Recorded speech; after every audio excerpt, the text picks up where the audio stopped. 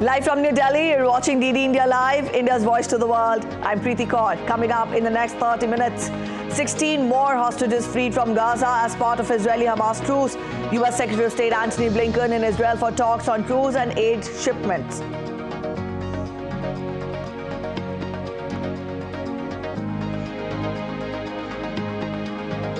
UN Climate Change Conference COP28 opens today in Dubai with a resounding call to accelerate global climate action. India's Prime Minister Narendra Modi to attend the summit. Climate priorities to dominate the agenda.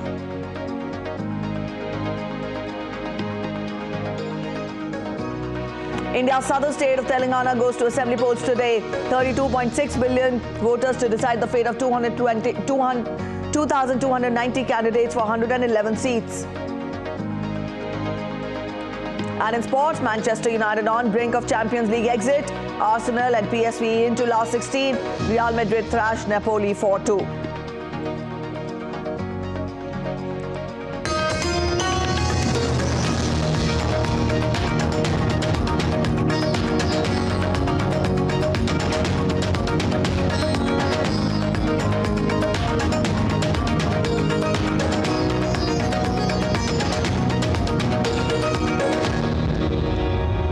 16 people who were being held hostage in Gaza were handed over to Israeli officials on Wednesday, the second and last day of an extended truce in the Gaza conflict between Israel and the Palestinian group Hamas. In a repeat of scenes over the past 6 days during the humanitarian pause in the hostilities, the civilians were released to the International Committee of the Red Cross and driven in vehicles to Israel. Spokesperson for Qatar's Ministry of Foreign Affairs said that under the terms of the Qatari mediated deal, 30 Palestinians, 16 minors, and also women, 14 of them will be released in exchange. 2 Russian citizens and 4 Thai citizens were released outside the framework of the agreement, while 10 Israeli citizens freed include 5 dual citizens. They were a Dutch dual citizen who was also a minor, 3 German dual citizens, and 1 US dual citizen. The hostages freed were among some 240 people seized by Hamas gunmen during a rampage in southern Israel on October 7th, in which Israel says 1,200 people were killed.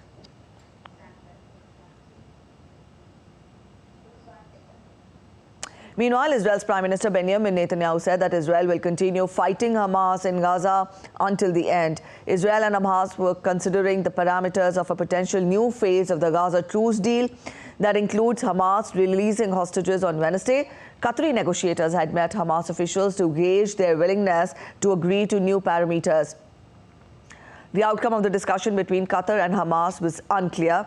Israel has sworn to annihilate Hamas, which rules Gaza. At the start of the war, I set 3 goals.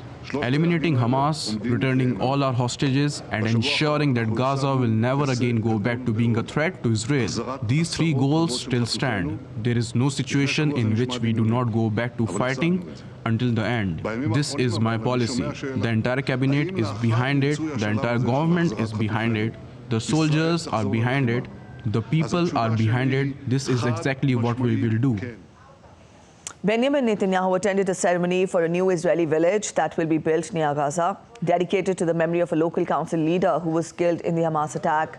Netanyahu addressed the ceremony for the new village named after Ophir Libestein, who served as head of the regional council and died in Kibbutz Kfar Aza following a deadly infiltration by Hamas gunmen. The community, which was decided on by the government last February, was initially called Hanun, but its name was changed in the wake of the October attack.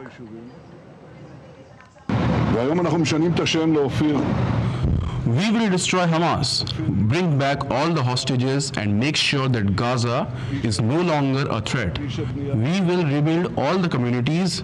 We will build Ophir and many more. U.S. Secretary of State Antony Blinken arrived in Tel Aviv on Thursday, where he was expected to meet with Israeli leaders to discuss extending Israel's temporary truce with Hamas and boosting humanitarian aid into the Gaza Strip. Blinken, making his 3rd trip to the region since the deadly October 7th Hamas attack on Israel, is also expected to visit the occupied West Bank, where he will likely meet Palestinian President Mahmoud Abbas. In fact, Mahmoud Abbas, Washington's top diplomat, is also expected to discuss Israel's looming offensive into southern Gaza. The U.S. is asking Israel to take greater care to protect Palestinian civilians and limit damage to infrastructure in any offensive in the region.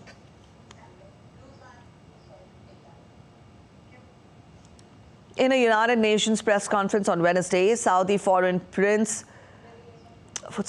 Minister Prince Faisal bin Farhan and Turkish Foreign Minister Hakan Fidan stressed on the need for a ceasefire between Israel and Hamas. Saudi Foreign Minister Faisal bin Farhan said that a truce was not enough and that a ceasefire was needed.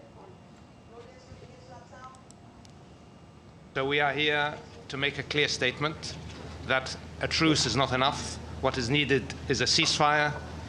What is needed is a credible peace, and a peace that lasts and that allows the Palestinians and the Israelis to live side by side in two states.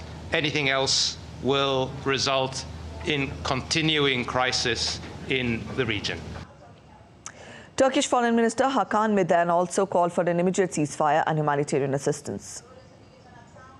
We are, as a group, is working very hard to make sure that the international community lives up to its responsibilities, both legal and moral. I think this is very important because in the absence of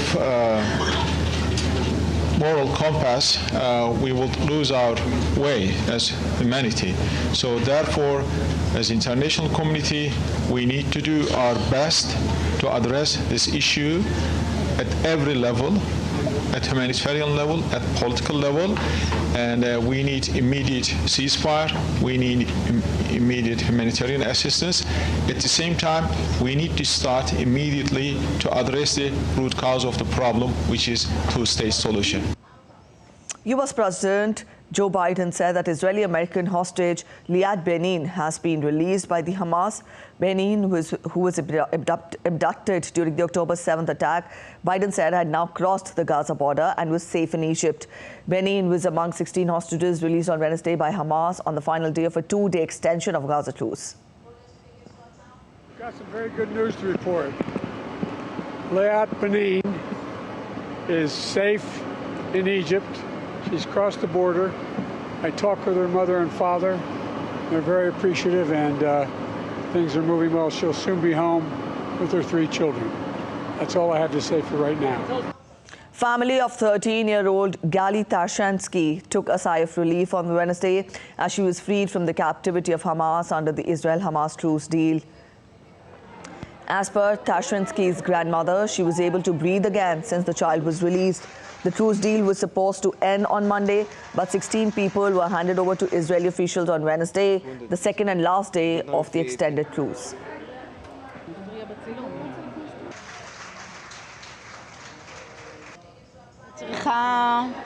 I have to start to learn from the beginning how to breathe because I really don't remember how to do it.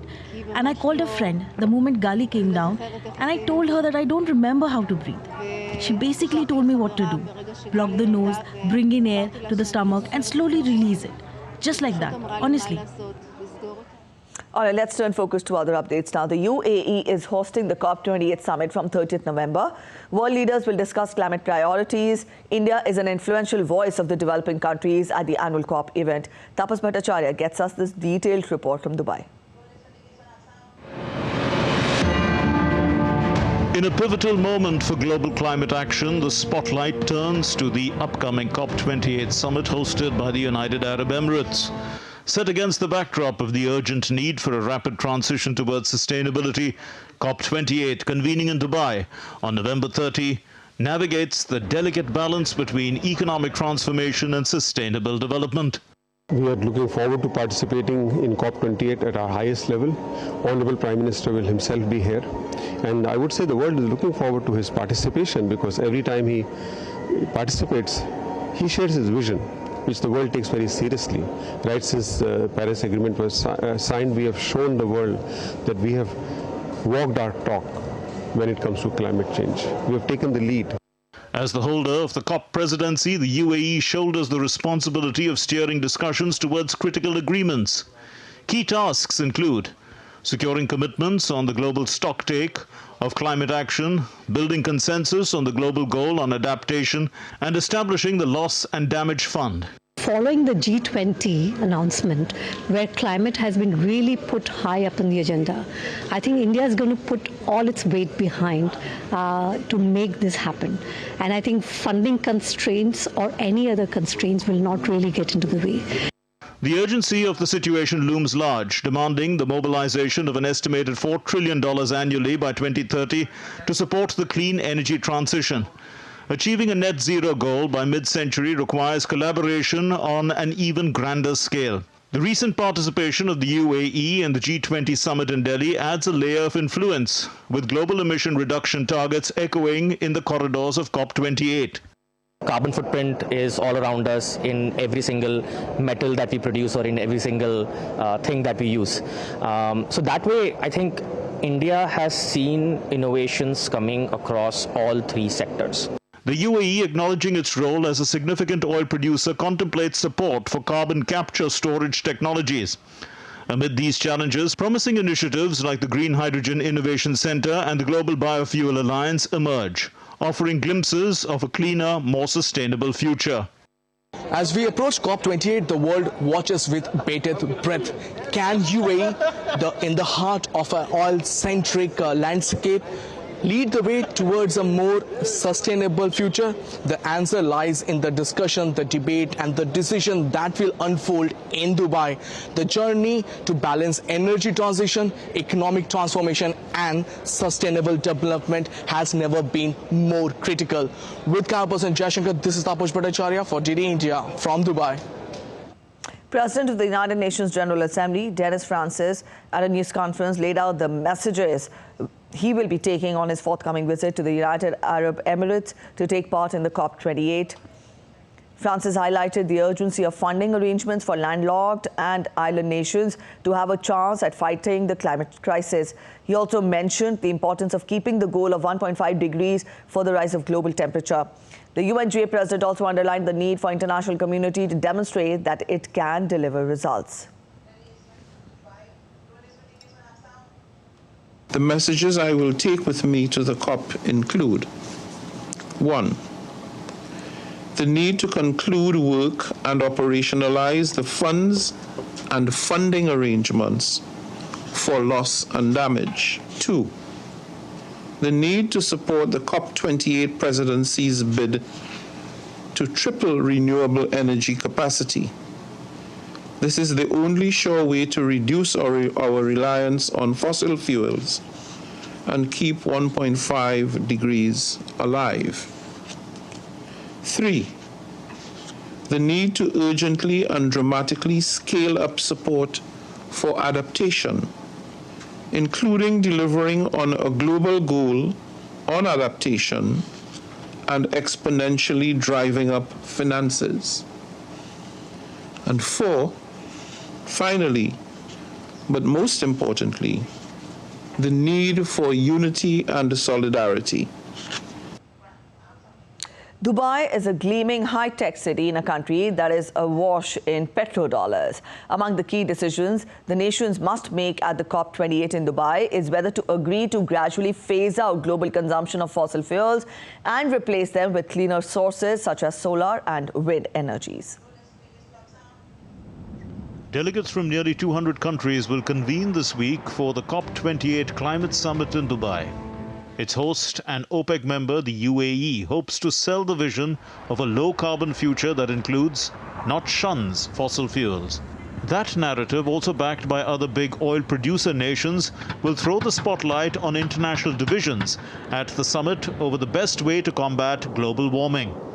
Countries are split over whether to prioritize phasing out coal and oil and gas, or scale up technologies such as carbon capture to scrub away their climate impact.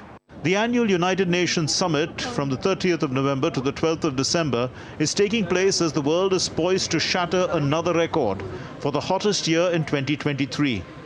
New reports confirm that the current climate pledges are not enough to avert the worst impacts of global warming. A big job for countries at COP28 will be to assess how far off track they are from the 1.5 degrees Celsius goal. This process, known as the global stocktake, should yield a high-level plan telling countries what to do to achieve that goal. It will then be up to the governments to turn the global plan into national policies and targets, which they will have to submit to the UN in 2025. Another key task for the summit is to launch a world-first climate damage fund, which is dedicated to helping countries that have already suffered irreparable damage from climate change impacts such as drought, floods, and rising sea levels. Another test is whether wealthy nations announce money for the fund at COP28 to the tune of hundreds of millions of dollars. This year's gathering of 70,000 registered attendees will have more of a trade show feel than previous COPs. It includes the biggest participation from businesses for any UN climate summit yet. High-profile figures such as India's Prime Minister Narendra Modi and Britain's King Charles are set to attend. The US President Joe Biden will be conspicuous by his absence. Ramesh Ramachandran's report, DD India. Meanwhile, in a press conference ahead of the Organization for Security and Cooperation in Europe summit in Skopje on Thursday, EU's top diplomat Josep Borrell said that the EU and the OSCE still stand united behind Ukraine. The summit is marked by presence of Russian Foreign Minister Sergei Lavrov. Lavrov's participation triggered a boycott of the meeting by the foreign ministers of 3 Baltic states, that is Estonia, Latvia and Lithuania, as well as the Ukrainian delegation. A quick look at other stories making it to the headlines from across the world. Guinea's world record holder for the largest gingerbread village, John Lovitch, has created gingerbread village display of 800 handmade and home-baked houses in Manhattan's Chelsea Market. Gingerbread Lane is open to the public until January 7th, after which Lovitch will dismantle the exhibit and give away the gingerbread houses for free. A group of clowns from the NGO BASMA are bringing a smile to kids traumatized by the war in Gaza. The truce between Israel and Hamas has offered them a chance to bring some laughter and psychological relief to the children, most of whom have spent many sleepless nights because of the thunder of the shellings. Macau's Rui Sunha Foundation opened its annual exhibition on Wednesday to showcase artwork of over 30 participants. The theme of this year's showcase is People First, aiming to raise awareness about drug addicts and to end the stigma and discrimination associated with drug use. The exhibition will be open till December 2nd. We're heading for a short break, but still to come on this edition of DD India, US President Joe Biden hails job creation and mocks Lauren Boebert. November 30th marks the 166th birth anniversary of legendary Indian scientist Sir J.C. Bose. Galatasaray and Manchester United draw 3 each in Istanbul, leaving United facing elimination from the Champions League in the group stage.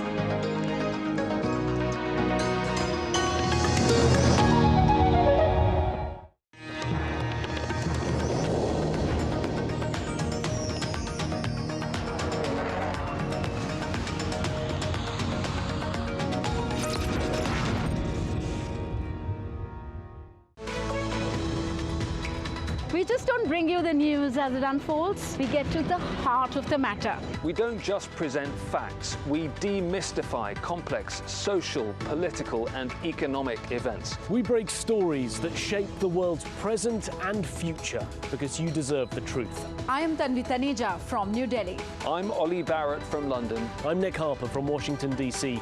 Join us on DD India Global Monday to Friday at these times.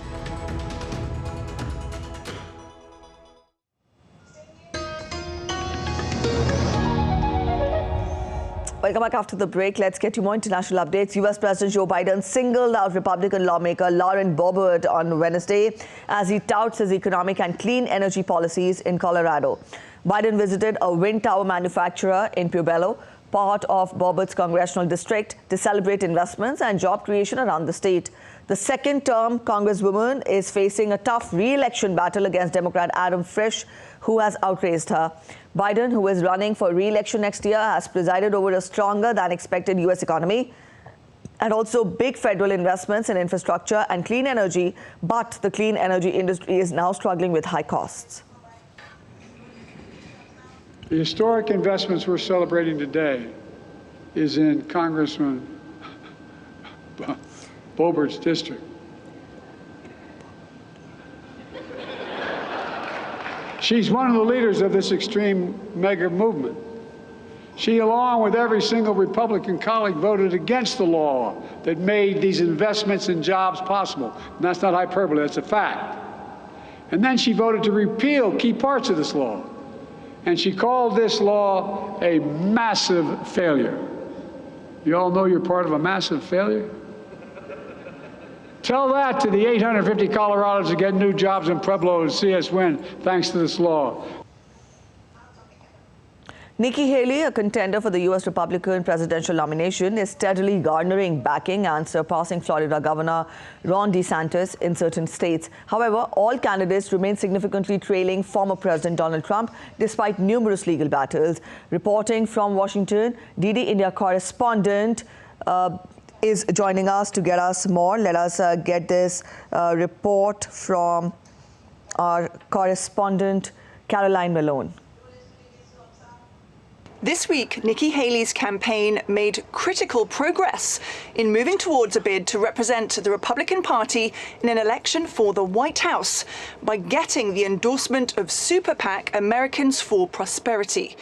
They're a conservative political network led by billionaire Charles Koch, with deep pockets and a network of staffers who can promote Haley to potential voters. The former US ambassador to the UN has done well in debates, helping her gradually gain support, to the point where she's now ahead of Florida Governor DeSantis in New Hampshire and in line with him in Iowa, two of the first states where the party will vote for their candidate in January. However, all candidates are still 50 points nationally behind frontrunner former President Trump, even though he has a series of federal court cases to appear in early next year. Political analysts see Haley's best chance is to face Trump without other rivals. She'll have a chance to gain people's support again next week at the fourth Republican debate that happens without Trump, but will be featuring DeSantis. Caroline Malone in Washington for DD India. The United Auto Workers Union said on Wednesday that it is launching a campaign to publicly organize 13 non-unionized automakers in the U.S. after winning new contracts with the Detroit 3 automakers. The Detroit-based UAW said that workers at 13 non-union automakers were announcing simultaneous campaigns across the country to join the union, including at Tesla, BMW, and Mercedes-Benz. Those automakers employ nearly 150,000 workers at their U.S. assembly plants. The union said that if 30% of workers at a non-union plant signed cards seeking to join, it would make that public. The push comes as several foreign automakers have announced significant pay and other compensation improvements in response to the UAW contracts in a move to keep the UAW out of their plants. Supporters of former Peruvian President Alberto Fujimura showed their support for the ex-leader outside a prison. The demonstration comes after Peru's constitutional court restored the pardon of Fujimura the same day. Keiko Fujimura, politician and daughter of the ex-president, told the press that it was not time to judge whether the former leader was guilty or innocent, but to respect the top court's decision. Fujimori, in fact, who was convicted of human rights abuses and corruption, has been pardoned for the crimes, though the pardon was annulled last year.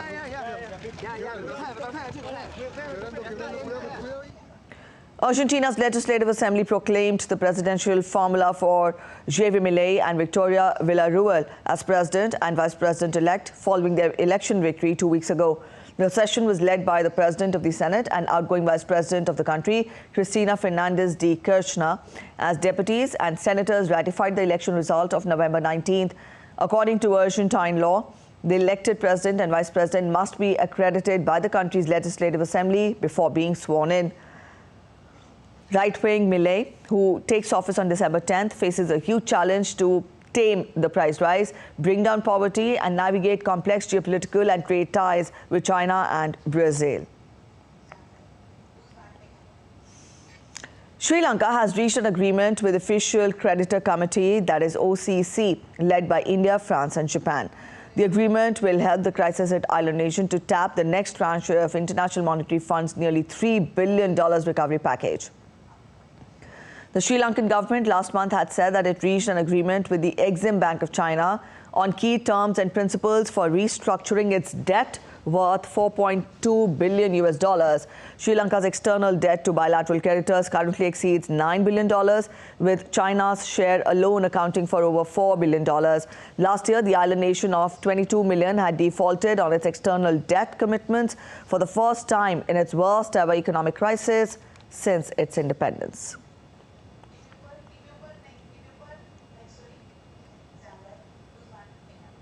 Voting has begun for the 119 seats in southern state of Telangana for regional elections.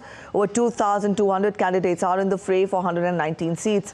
Polling will end at 5 p.m. IST. Elaborate security arrangements have been made for polling.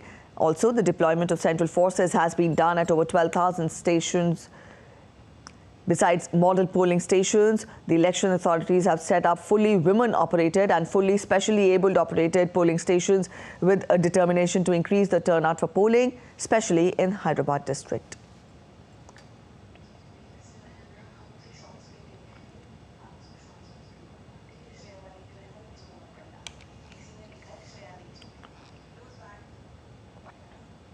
November 30th marks 166th birth anniversary of Sir Jagdish Chandra Bose, whose brilliance left an everlasting impression on the world of science.